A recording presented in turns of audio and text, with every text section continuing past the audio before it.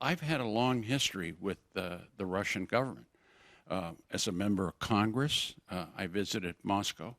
As UN ambassador, we dealt with a lot of issues with Russia. Once a prominent political figure, Bill Richardson now works in the shadows, operating behind the scenes in the murky world of prisoner releases. We play a role as private citizens in a foundation in pushing both sides to advance humanitarian issues like prisoner exchanges. He works with the U.S. government to secure the release of U.S. nationals detained abroad. And since February 2022, much of his focus has been on Russia. Some of his cases are extremely high profile.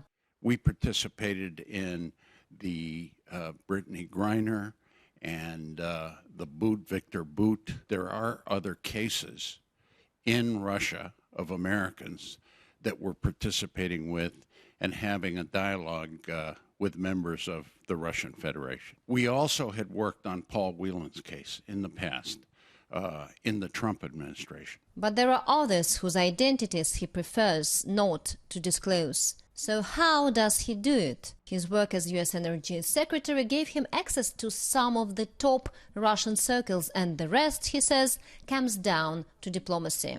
Both Moscow and Washington are working behind the scenes to free their citizens. While overt diplomatic ties between the West and Russia have ground to a standstill following the full-scale invasion of Ukraine, this little-known-about side of relations is still up and running for now. For Richardson, more is needed. The U.S. government has their strategy, and I'm not interfering in that, especially with the Wall Street Journal reporter.